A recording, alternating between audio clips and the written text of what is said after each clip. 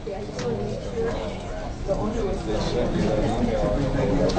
right, everyone, before I call the Planning Committee meeting back to order, just to everybody that showed up for the 1:30 Committee on Agriculture, Water, Energy, Sustainability, that meeting is going to actually start at 2. Our Planning Committee meeting went a bit long. It's kind of a scheduling thing, so we're going to be in Planning Committee for about another 25 minutes, get through what we can, hopefully get through it, and then we will start that other committee. So thanks for your patience. Calling the Planning Committee meeting back to order. We are on Communication 409, Bill 119, and Bill 120. Ms. Ford, you're up next.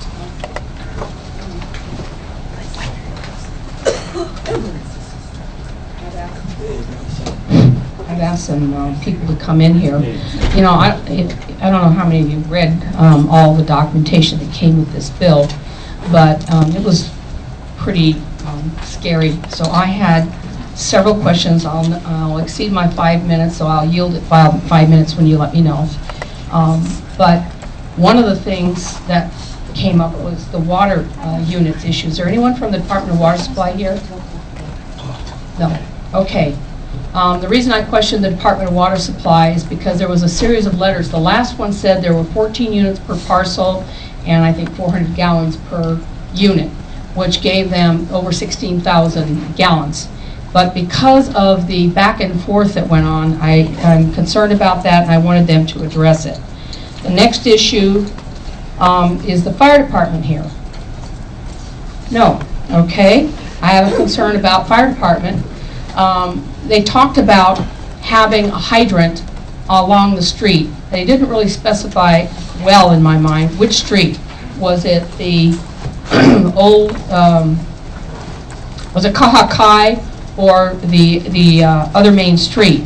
My concern was, one of the things they said is if the building is in excess of 150 feet from the water supply or from a water supply on a fire facility, fire apparatus access road, then they needed hydrants capable of supplying the required fire flow. I don't know that that's sufficient. I looked through the document and it says, you're going to have a fire hydrant, but when you look at this, you got, 800 feet going down one road, you got 835 feet going down the extension of Kahakai, and it didn't really explain that well. And also, once you get into the shopping center itself, there's no comment about whether there are hydrants inside the shopping center on private land that would be fed from the county water supply mains in order to provide that protection. Now, there may be sprinkler systems required by the fire department, and that's fine, but I just could not find anything in here that made me feel comfortable with it. And then, of course, the signalized intersection. Mr. Thiel, why don't you come back on up here, because I know you and I have had a little chat. And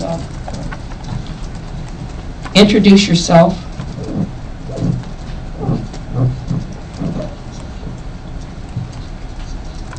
I'm Ron Thiel, Chief of the Traffic Division for the County of Hawaii. Thank you, Ron.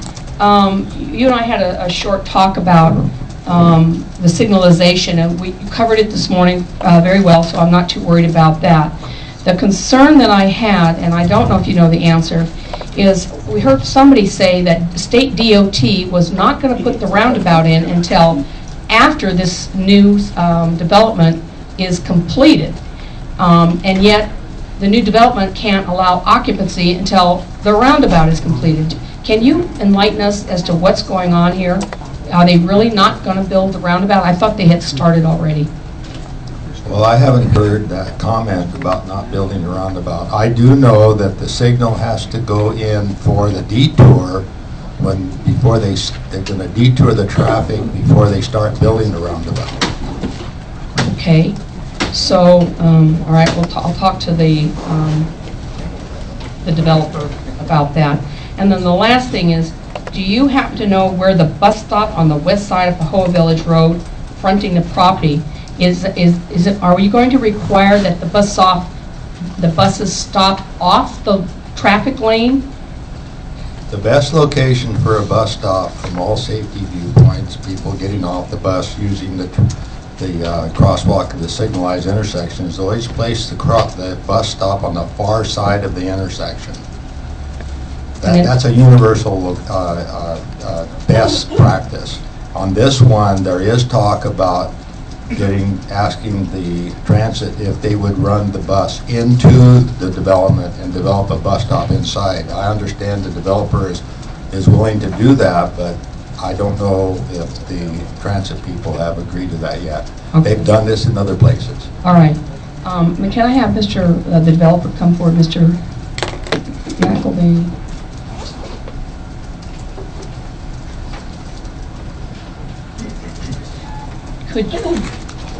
Sir, could you please turn on the microphone and re-identify yourself, please? Please identify yourself. Oh, John McElvaney. Okay. Where is the bus stop going to be? If you look, take your map out.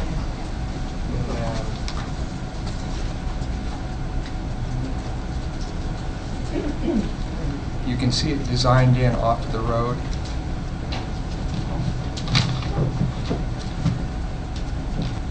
Just south of the Kahakai intersection.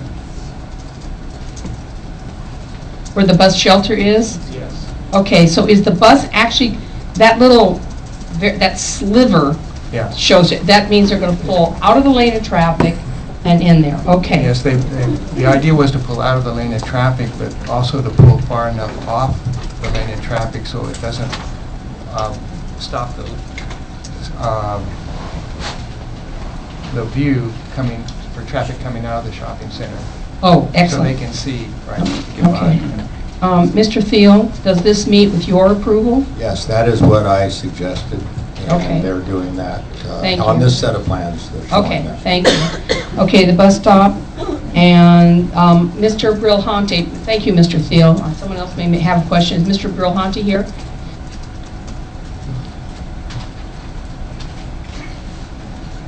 I have to say, I'm really concerned about this development going in before that roundabout is finished. I'm just going to say that as a blanket statement. Mr. Brilhante, Mr. McElvaney, please turn off your microphone right now. Mr. Brilhante, would you turn your mic on, identify yourself? Hi. Hi there. Good afternoon, William Berhunti, Deputy Corporation Counsel. Okay. You and I had a little discussion at one of the breaks. Would you explain what it is that it was about this bill, right? Please, I'm sorry, my brain is a little fuzzy right now. Go ahead. If I recall the discussion correctly, you and I had a brief discussion this morning regarding a letter from the DLNR dated March 15, 2013, and it referenced an allusion to the situation where we have paper roads, and if you know, Which I are think also known as roads in limbo. roads in limbo. Okay. You know, what everybody, if you're not familiar with it, what's happened is there's a road that's been identified on the plan, on the piece of paper that indicates that there should be a road in this area existing, and the actual ownership of the road, whether it be a state road or a county road, is in question. Neither the state or the county are going to, at this point in time, claim ownership rights to that road because of the potential liabilities and such that may be attached to that. So being that this is kind of a unique situation, and in the past it has been, no pun intended, but a roadblock for a lot of developments coming through, where you have a paper road, nobody wants to claim ownership of the road, then what do you do with this road? So in a real unique situation here, the state and the planning department, you know, have decided to work cooperatively together, and an agreement has been made in that the owner is going to obtain a right of entry for this paper road from the state, the Department of Land and Natural Resources. The developer will then construct a road to county dedicable standards, and the conditions, terms and conditions for that construction of the road have been identified in the documentations in front of you. And at such point in time, when the developer is seeking final acceptance of this this project, then they would then dedicate the road to the county. The county would inspect it to ensure that it has complied with the dedicable standards, and then the county will at that point in time accept the road as a county road. So it's been a cooperative agreement between DLNR and the county for acceptance of this road and the developer. Thank you. Thank you, Ms. Ford. Ms. Willie? Yes. It's my understanding that the roundabout will not be built before the certificate of occupancy is given, that it's only that the governor have granted and released the funds for the roundabout. And that's what I read in here in the report. And so I have trouble with that. And I just, from the experience in Waimea, and when similar commitments were made with Parker Ranch in 1992, and it was similar concurrency, and took 20 years and a lawsuit to get that in. So I don't, I mean, that's just, will the roundabout be built before the certificate of occupancy is given? Please turn your microphone on, Mr. McElhaney.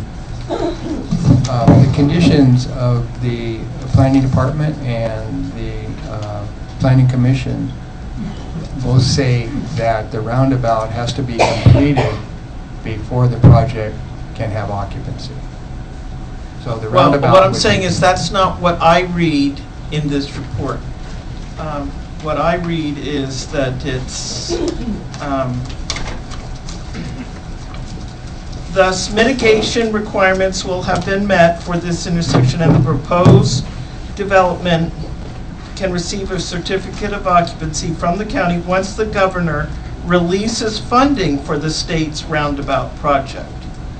So if it is going to be in, then I would want to make an amendment and make it very clear that the infrastructure is in place before the project. This isn't anything negative to your project. I think the services are good, and I think we're all, nobody here is anti-development. It's responsible development, and it's a safety issue, and I just tell you from the experience in Waimea, we are still dealing with all of the things that weren't required in advance, and what happens is the development goes in, and then it's a request to keep deferring and deferring and deferring. The park that we looked at, Waimea Park, is only, was to be in advance, and we're only now working on it, getting that land, and still hasn't been conveyed. So,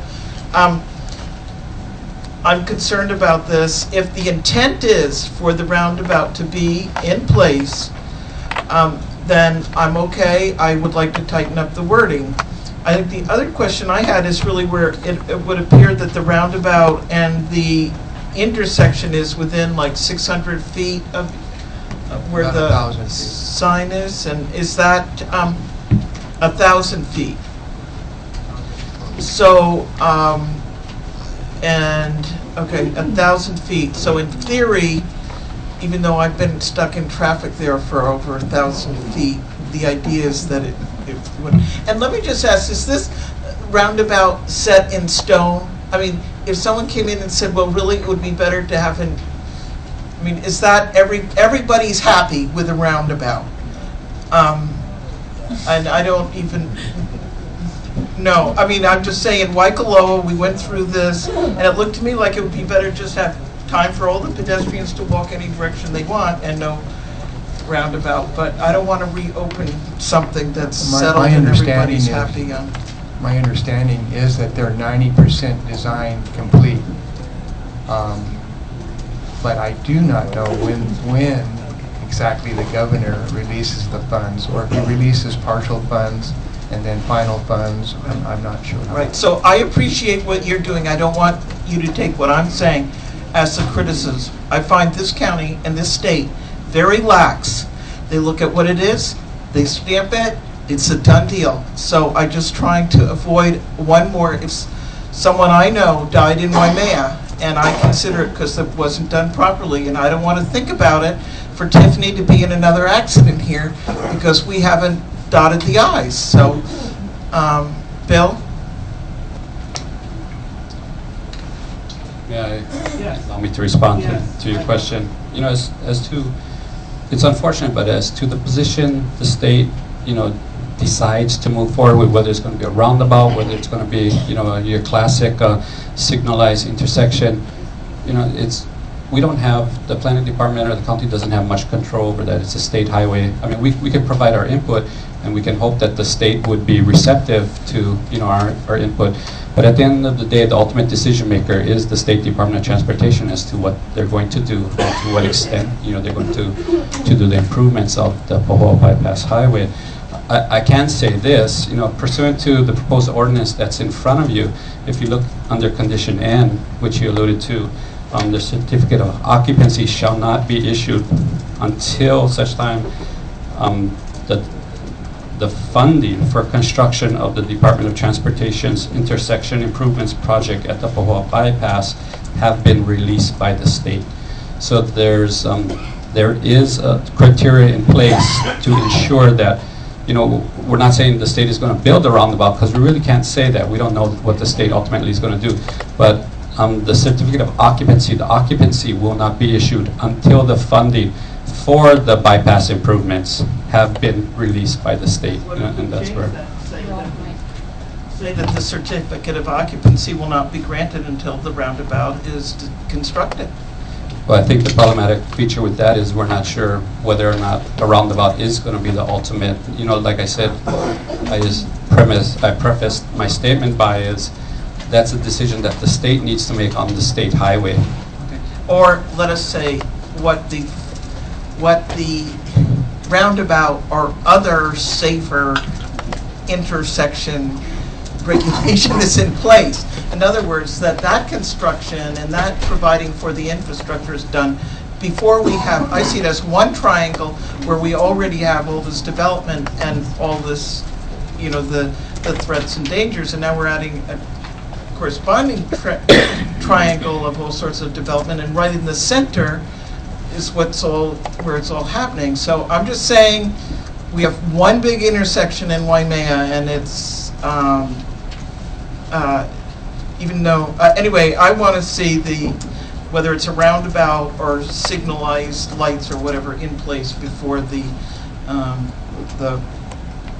before there's construction, basically. I mean, I want to listen to you all from Puna here, and you think it's great. You may be able to talk me into it otherwise, but that's where I'm at from my experience over in the Waimea side. Thank you, Ms. Willie. Mr. Onishi, and then Ms. Eoff. Ms. Eoff. Yeah, Ms. Eoff, are you still wanting to go? Okay, we'll go Ms. Eoff and then Mr. Onishi. Thank you. So, Mr. Brilhante, reading condition N and then looking back at I and J. I and J include language as shall install traffic signal at Kahakai prior to issuance of a certificate of occupancy. I mean, the signalized intersection, as I can understand it, shall be completed before a certificate of occupancy is given, correct? Just to be clear, we're discussing two separate intersections. Yeah, so first I want to talk about the signalized intersection. As it relates to the signalized intersection of Kahakai Boulevard, which would be the entrance to the proposed project, that is correct. Until those traffic improvements, intersection improvements are made pursuant to the requirements under INJ, a certificate of occupancy will not be issued until such point in time. Okay, and also, I'm going to get to the roundabout issue next, but before I go there, on condition J, the extension of Kahakai Boulevard along the frontage of the project, does that road, can that eventually turn into an alternate route to Pahoa? Is that intended for that? You know, this morning I had a brief discussion with Planning Director Kanuma, not to be confused with Drew here, which I commonly do.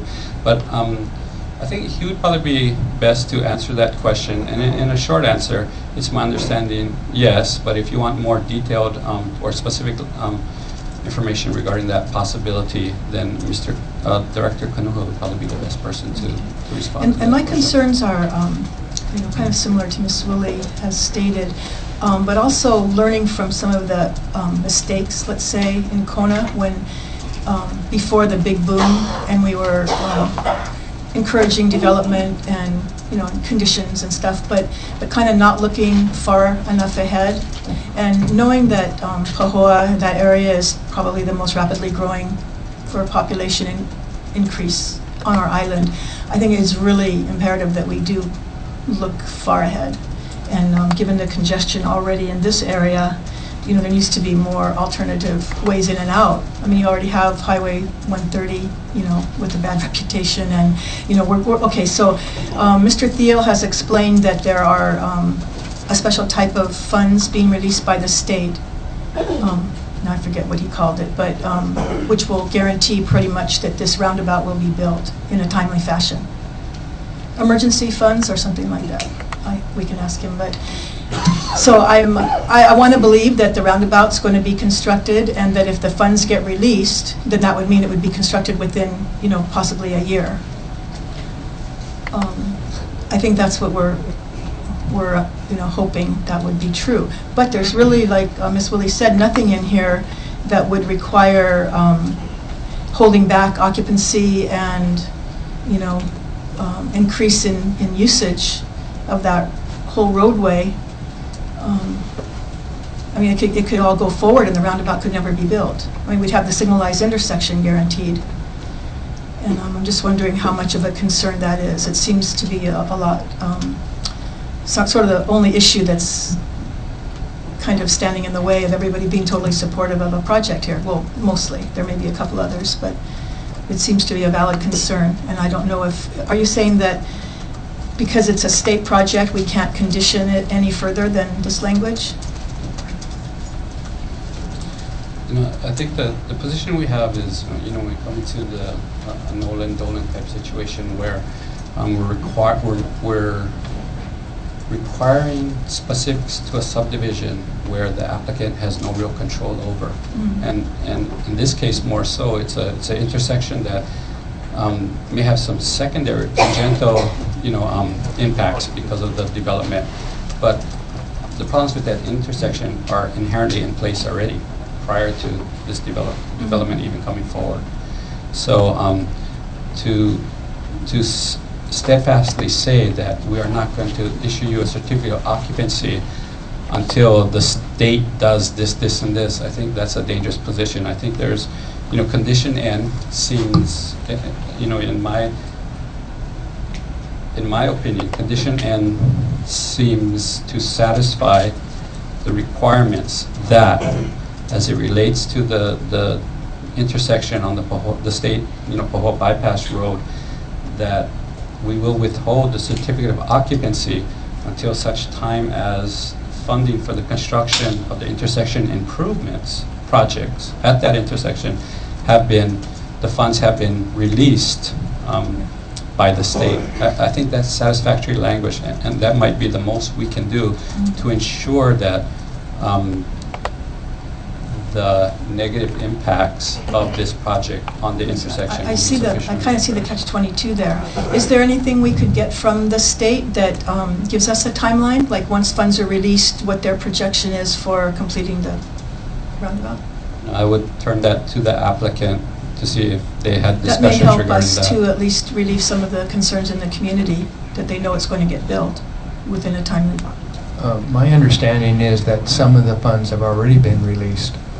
So the intent, when you get to a point where you're 90% plan approval, construction plan approval, that normally means you're doing the project.